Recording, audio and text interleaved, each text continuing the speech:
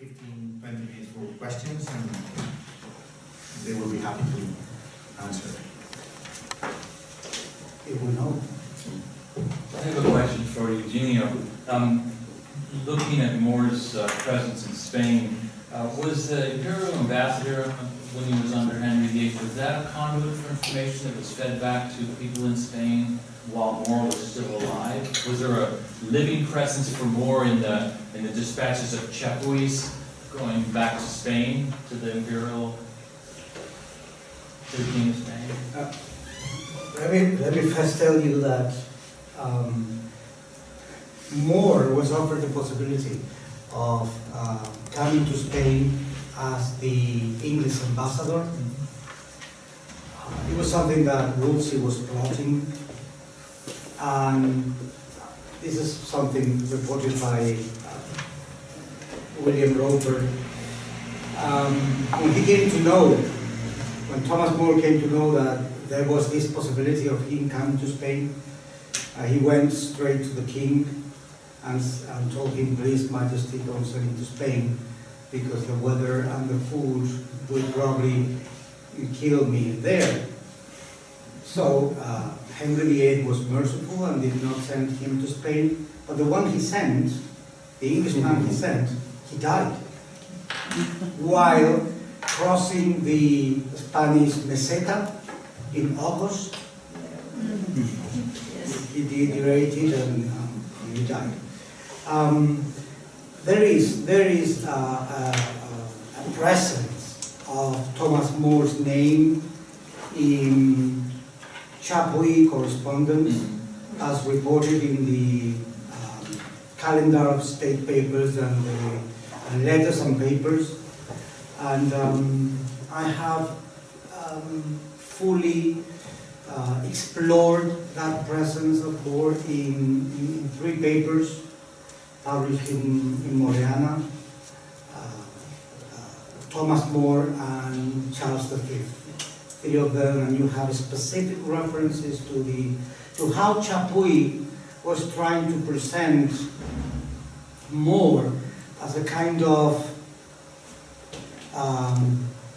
pro-imperial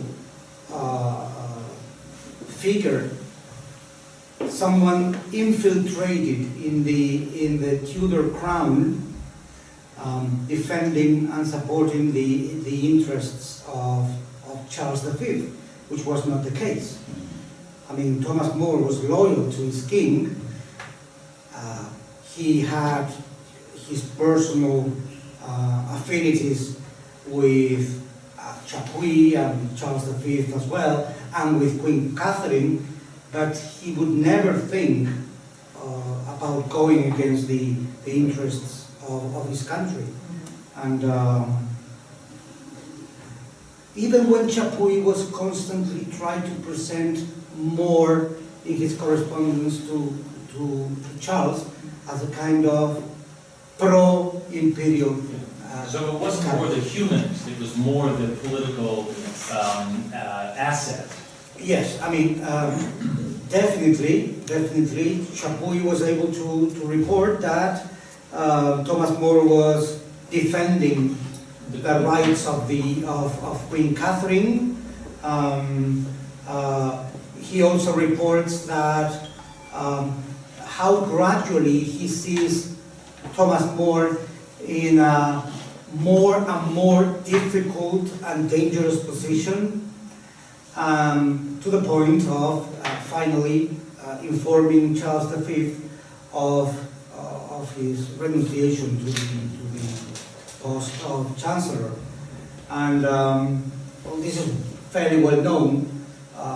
When Charles V came to know about More's execution, he said, "It is a pity. I would rather lose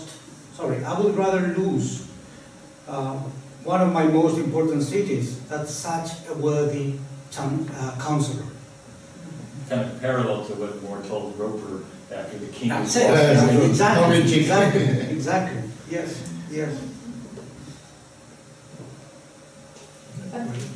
I'm using the opportunity pass on a question here that was asked to me by a friend of mine who's studying at the Historical Institute at Florence. And I had to admit at that time that I simply didn't know. And since you brought up that interesting case of the book that John Clement passed on, do you know, or what do we know today about the composition of Thomas More's own library? This must have been obviously a book that was in the personal possession of Thomas More. We assume so. Have there been any studies? Yeah.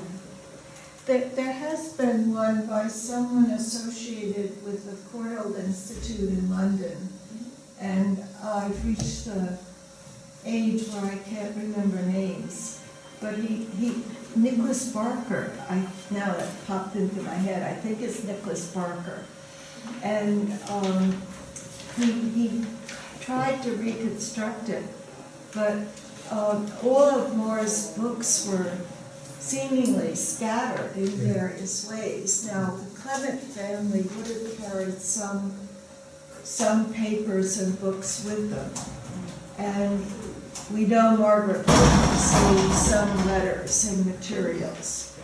And there are different books that turn up in different places. I don't know that anyone has been able to reconstruct in its totality More's library. I mean, it would be a godsend if we had it. But I think a lot of it is speculation and based on this kind of thing that surfaces, plus what we know about what he refers to, but that doesn't mean he owns the book. It's really complicated. I wish we had such a thing, but as far as I know, we may never be able to reconstruct the whole library. Do you know, I was in correspondence with Professor Gillespie, who does late medieval mysticism and English mysticism. He said More was More was a frequent visitor of the Sion Abbey Library, and their catalog has been published, where you could see they were binding together manuscripts, like Walter Hilton with William Fleet, and talk about sort of English traditional piety, so you can almost get a glimpse of what More was reading from looking at large collections of their catalog. But as far, I asked him the same question, I said, what was More's library like? He said, Yeah, you can also pretty much surmise that he owned a good bit of Erasmus's writing.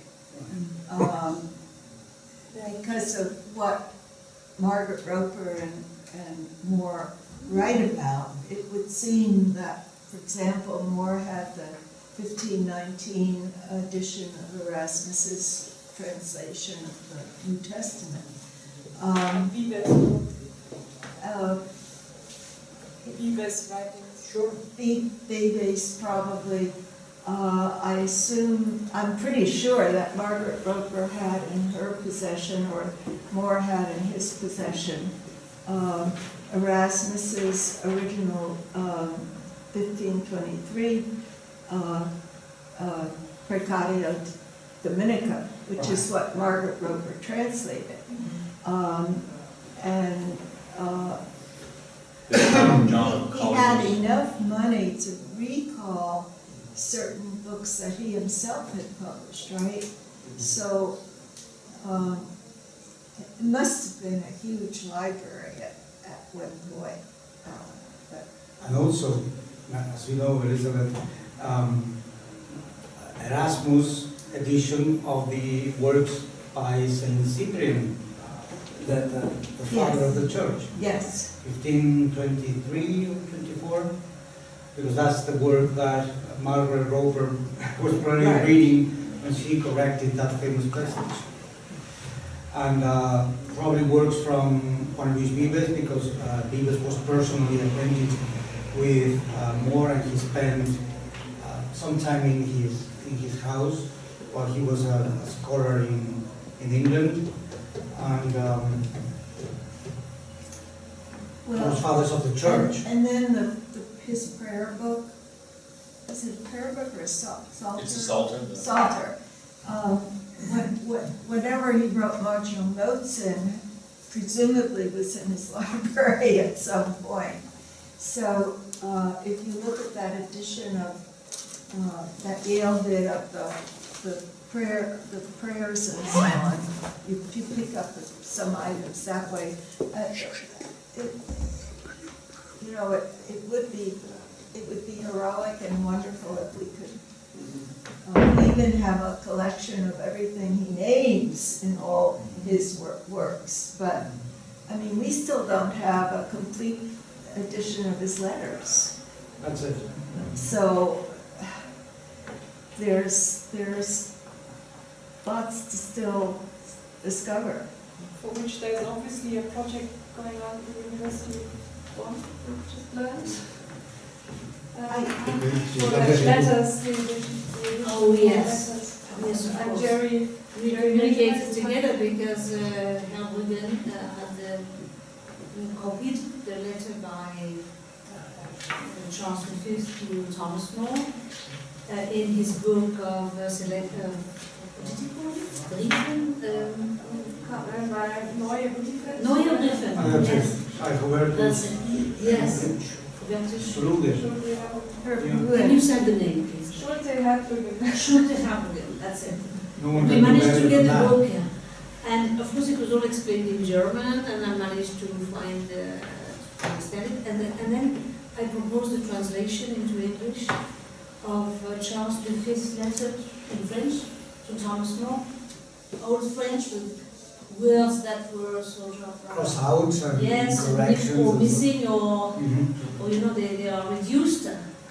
And that was mighty difficult. But well, using my prayer to Thomas More, I tried to get this. And we are going to show it in the selected works of Thomas More that we are producing, that will come out. The Yale used to be called, was going to be called the essential works of Thomas More, and because they are nearly everywhere, there's nearly every work there, now selected work of Thomas More, and they will include that letter. But That's it. we have the old Rogers edition of And yes, 1947. in fact it is. But then there have been letters that have been found since then, right? And they keep turning up. So, and I mean, as someone who's worked with the letters, I think the Rogers edition is great. And then the humanist letters are in volume 15, is it? last volume. And then the paratext letters are scattered around the 15 volumes. So, I mean, you know, you're going all over the place, and it really would be, I think there is underway a project to do an edition of all the letters. Because Yes. Jerry Wedgemer contacted Marie Claire, and he was trying to trace the manuscript of that particular letter that Hubertus had mentioned. And then I wrote to Uwe Baumann at Bonn and to Friedrich Unterweg, who were his disciples, basically, and his former project collaborators, and Uwe Baumann immediately wrote back that they were planning a project to publish a complete edition of the letters, but I don't know what state it is in. I don't either, yeah, because they also wrote me about it, and Okay. Remember, yeah, we were all communicating at that time. Actually, I was reviewing the manuscript of the essential works of Thomas More.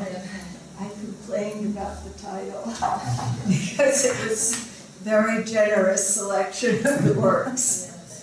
It seemed a little, you know, Essentialist. I thought a few of the works could be dropped, and that was not going to go anywhere. Yeah, when you So see the they- essential Erasmus, it's like that. They changed the title rather than change the selection, which makes, I mean, you know, everyone has their favorite. There is also the statement of Thomas More that he saw the Imitation of Christ of Thomas à Kempis as one of his favorite books. So that made in his library also many literature modern. Devocio is to find. Jean Gerson and so Yeah. on. Back to Seymour House's question, and the letter by the emperor to Thomas More. Chapuis was to render it personally to More, and he would not even accept it. Because he didn't want to from a foreign dignitary. right, Not in a very difficult position. And in the letter, where Charles V is saying, thanks for being such a generous support to my dear auntie Catherine. And Thomas More said, no, don't want to touch it. Yeah, I see that. But, you know, we don't know how much they spied on each other, but we know that More himself had spies looking for one of the Protestant reformers. In the steelyards, yeah. So, I mean, everyone was spying on everyone else right now. Yes. Yeah. No, I just wanted to check real quick, and I assume this is the case, the people working on the letters, I assume you've been in touch with the Yale people, because there was supposed to be a letters volume Yeah, but in the Yale collected that got works. canceled. Yes. And it just, the editor, I mean, the reason Clarence's name appears on so many spines is because people would sit on their project for, and he would just take it and finish it, but he would always give credit, and then just ran out of time. Yes. And so, but I assume there's a cache of those letters that they were working on somewhere. Maybe Jerry Wedgmer has those. I would hope so. Alvaro Silva made a beautiful work on the Thomas More's last letters. Translating, well, Alvaro Silva. It's called Last Letters, Last Letters, and it's in English. Yeah. He translated that. It's I had a question for Luciano. Just looking at the list that you put on at one point of all the different topics, there seemed a lot about town, what I would call town planning. Yes, And definitely. was there a certain influence from the Italian utopias? Because the Italian utopias had a great interest in town planning and architecture, as well as Thomas More. Maybe, but at least the only evidence that we have is that the people related to the new settlements was that Sinabia, which really is also very, I haven't mentioned that, but if you want to see other, for instance, this is really, it's not actually there, it is the editor, you know, of Sinabia. What but there is a clear description of the social structure, how they will be, and then, for instance, there is a clear instruction as to how the urban city, the village, should be organized, you know, with a central spot, which is, and then the different quarters. So we have Casco Urbano de la Villa, which is the name for the quarters and the rural areas, or for instance, as well, the buildings. As far as I know, well, the influence of Italians should be there because Charles III, before becoming king of Spain, has been the king of Naples. And then he brought with him many Italians, and he brought, for instance, Esquilaches was one of his main ministers at the beginning, until it was replaced because of a kind of revolt, which was called Motín de Esquilaches, because he wanted, as they say, to wash the faces of the Spaniards, because they used those clothes, you know, and hats, you know, and then he wanted them to renounce, to live with that. Well, at the end of the day, but obviously, yes, well, we have a lot of influence, for instance. Yes, another interesting thing is that, I don't remember this famous Italian seducer, Casanova was appointed, but he renounced. He didn't want to be the superintendent of the new. Yes, and this is an interesting thing as well. You know, and Boccherini, for instance, was there as well in the court of the area. So, I mean, there is no evidence, as I saw, but this, well, as you have seen, they brought a French and an Italian gardener to do the planning. So that I think also that the Italian influence was overall in all Europe. Was something that nobody, I don't know, I can't answer. But there might be some, the Utopias, Campanella, they might have read it and then. I think one of the interesting things is the fact that Utopia generally, I mean, is a construction of a new place. Usually, it's not built on an old site, it's someplace new that is being built. And the question that comes to mind is what, we know the idealism behind all of its institutions and so on, but you raise a wonderful issue of the architecture. What do you think is the ideal of utopian architecture? What models does the utopianist use?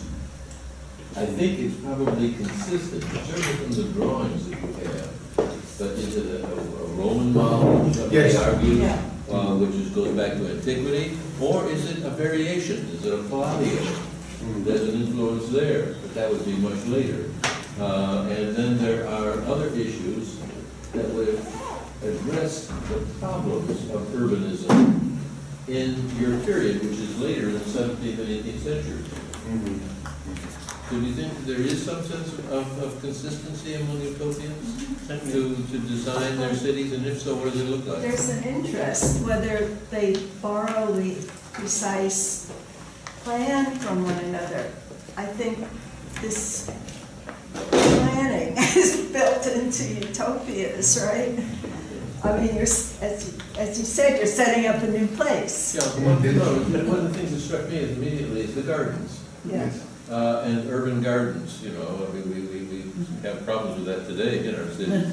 But the gardens were very famous for More loved gardens. And he made sure that there was a distance between the houses so that there wouldn't be the pollution and the other problems that were going on.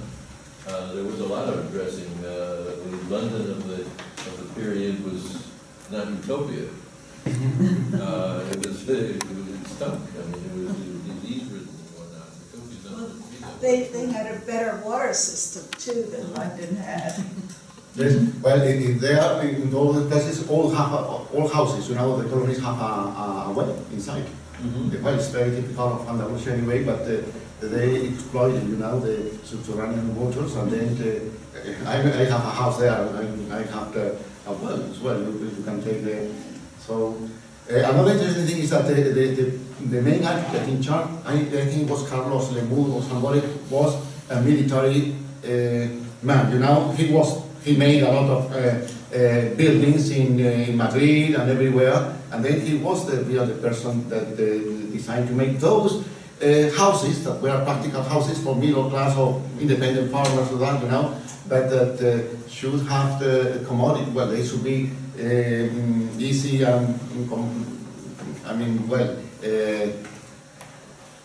they were to be commodities, to live and clean as well, and all that idea of that is already in Utopia, but it was a realization of you really put the right thing, it was something new, somebody, there was no need perhaps to found a new place out of nothing, but they wanted to do something from the start, to start from the...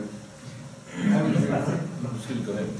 No, I think that's an interesting point you make about the military aspect, because I think it's Ulbrand has also made that point about a lot of utopian settlements in the fictional literature, is that they have a lot of, they're all built on squares and straight lines, but there's also lots of commonality and overlap with military architecture. Yes, it goes to the Romans really, because but of course the pass of times, for instance, in Spain and many things, Leon, for instance, but it's not after so long but originally it was a Roman gentleman. Then it was but it was also because they have to combine their utopist idea with the practicalities of making it effective and working. They have a lot of problems, really. A point that I would like to mention as well is that in Sinapia, it is very interesting the idea that they have about the population. Because they say that at the beginning, all them are newcomers. It's like the USA, you know, and then all of them are exiles, you know. So they say that the inhabitants were negritos pambales, that they were expelled from the peninsula by the Malayos or the Malaysians, you know. But not only with those black people, but also with the Lagos, which were the Gauls, you know. So the Gauls are both of them, and then those were the first that came, and then they introduced iron and iron wood weapons as well, so that they really get hold of that. But then the Peruvians came, and then they were exiles of the Incas, or the great Inca, you know. And then they both communities united because it was beneficial for both of them. And then the Chinese came, and then they are very positive about the Chinese. They say that they are, and then the Persians. And it is interesting that both came out of tyranny of their countries, you know. For instance, the tyranny of the great Shah, Kiev, or the Chinese came out of escaping the tyranny of the, the interesting thing is that the Persians brought the Christianity there, because there was a prince, a Christian prince, Prince Sinap, and the Metropolitan Bishop of Persia, that was called Joseph Kodapent, and they joined with the Chinese scholar, a Chinese scholar, which was called Xi'an, and this was the one that, but he converted, and little by little, the three of them converted all the population, which obviously is a reminder of the fusion of the classical, in this kind Chinese, and Christian thought. Hey, you seem impatient perhaps, but... No.